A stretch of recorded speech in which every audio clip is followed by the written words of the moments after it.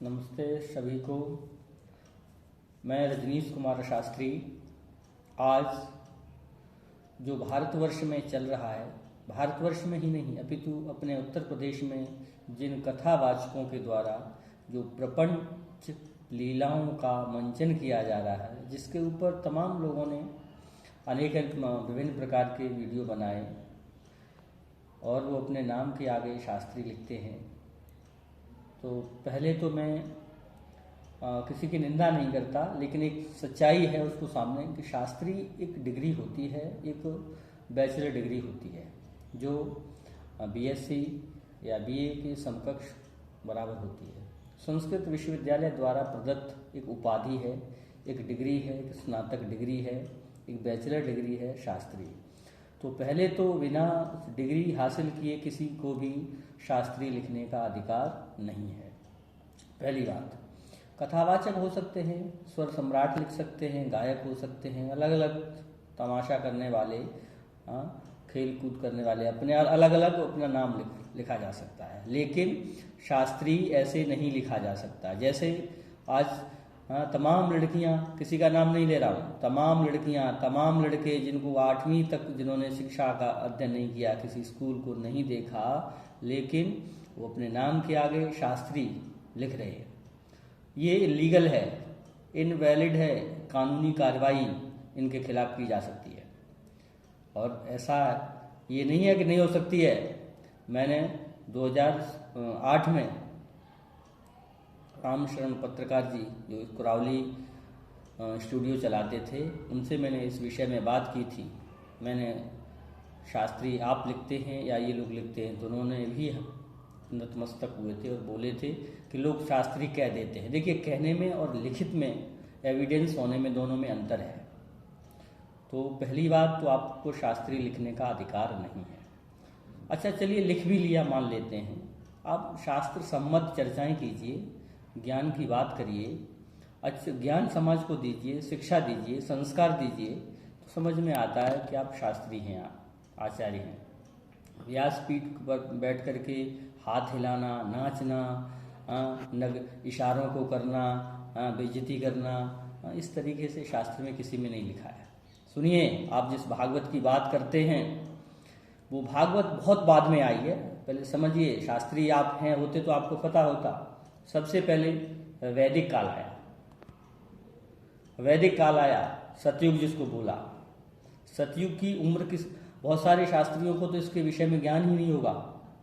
सतयुग की उम्र जो थी तो 17,28,000 वर्ष सतयुग रहा, और सतयुग को ही वैदिक काल कहा गया है। सृष्टि का उदय हुआ, सृष्टि को प्रकट किया ब्रह्मा के द्वारा, और सबसे पहला ज्ञान इस पृथ्वी पर वेद आए। 4 वेद आए, ऋग्वेद, यजुर्वेद, सामवेद और अथर्ववेद। अग्नि, वायु, आदित्य और अंगिरस के अंतःकरण में ये चारों वेद ब्रह्मा के द्वारा, ईश्वर के द्वारा प्रदत्त किए गए। वेद अपौरुषेय हैं, सृष्टि का आदि ग्रंथ जो है वो वेद है। उस वेद से फिर उनकी शाखाएं उपवेद आए। ऋग्वेद का आयुर्वेद, यजुर्वेद का धनुर्वेद और सामवेद का गंधर्व वेद, अथर्ववेद का शिल्प वेद। तो दूसरा वेद के बाद दूसरा नंबर आता है उपवेद का, और उपवेद के बाद तीसरा नंबर आता है दर्शन का। उन वेदों से उपवेद निकले और उसकी और शाखाएं बढ़ी तो दर्शन बने। षड दर्शन, 6 दर्शन हुए, बने न्याय दर्शन, वैशेषिक, योग, सांख्य, वेदांत और मीमांसा। मुख्य रूप से ये 6 दर्शन है। इसके अलावा भी बौद्ध और चारवाक दर्शन बताए जाते हैं, पर जो है हमारे भारतवर्ष में मुख्य रूप से प्रचलित और जो प्रमाणित जो है षड दर्शनों को ही माना जाता है। न्याय दर्शन गौतम ऋषि के द्वारा, वैशेषिक कणाद के द्वारा, योग पतंजलि के द्वारा और सांख्य कपिल के द्वारा, वेदांत बादनारायण और मीमांसा जैमिनी ऋषि के द्वारा इन दर्शनों को लिखा गया। उसके बाद आगे और शाखाएं टहनी निकली तो उपनिषद आए। 11 उपनिषद जो है प्रमुख हैं। वैसे तो 108 अलग अलग विचारधाराएं अलग अलग लोग मानते हैं, लेकिन मुख्य रूप से हम सनातन धर्मी लोगों के लिए 11 उपनिषद ही मुख्य हैं। ईश, केन, कठ, प्रश्न, मुंडक, मांडूक्य, ऐतरेय, तैत्तिरीय, बृहदारण्यक, श्वेताश्वेतर, छांदोग्य, ये 11 उपनिषद हैं। इसके अलावा और भी 2 उपनिषद हैं एक्स्ट्रा में, जिनको कौशितकी और मैत्रायणी। इस प्रकार ये जो है उपनिषदों की संख्या होती है। तो ये सब यहाँ ही नहीं, इसके आगे स्मृति ग्रंथ भी जो है इसी सतयुग में हुए, इसी काल में हुए। स्मृति ग्रंथों की का रचना काल जो है वो भी सतयुग रहा, ऋषि मुनियों का समय रहा। स्मृतियां जो है, स्मृतियों को हमारे शास्त्रों, धर्म शास्त्र की संज्ञा दी जाती है। स्मृति ग्रंथों को हमारे धर्म में, हमारे भारतवर्ष में धर्मशास्त्र की संज्ञा दी जाती है। इनमें सबसे ज़्यादा प्रमुख है मनुस्मृति, याज्ञवल्क्य स्मृति, विष्णु स्मृति, कात्यायन स्मृति, बृहस्पति स्मृति, गौतम स्मृति, नारद स्मृति और देवल स्मृति।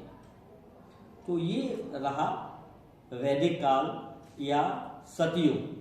और उसके बाद आता है द्वापुर। द्वापुर का जो समय रहा वो 12,96,000 वर्ष रहा।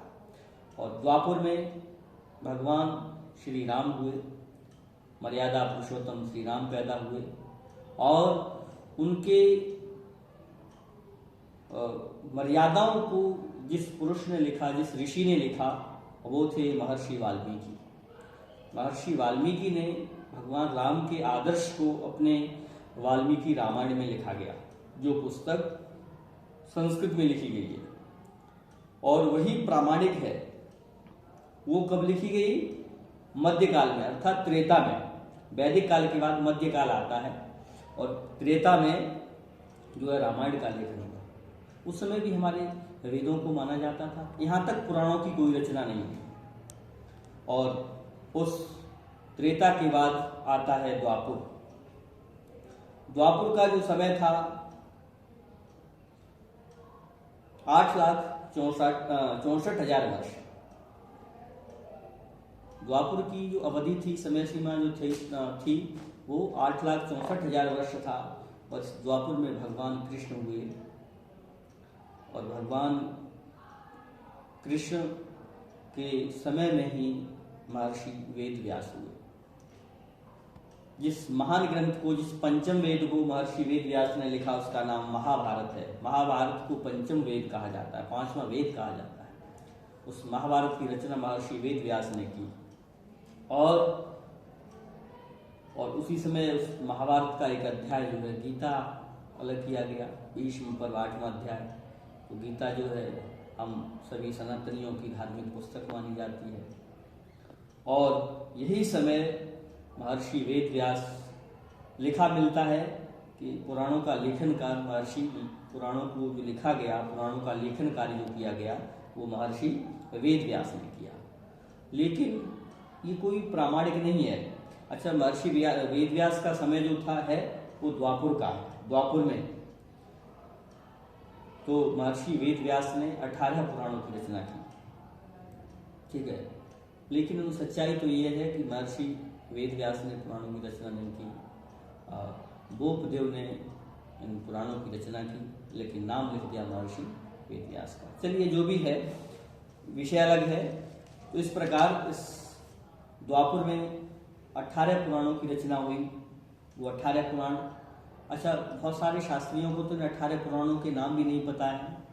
तो मैं मद्वयम, भद्वयम, वरत्रयम व चतुष्टयम अनापलिंग पुष्काणी पुराणानि प्रयच्छते, श्लोक के माध्यम से बताए गए ये 18 पुराण हैं।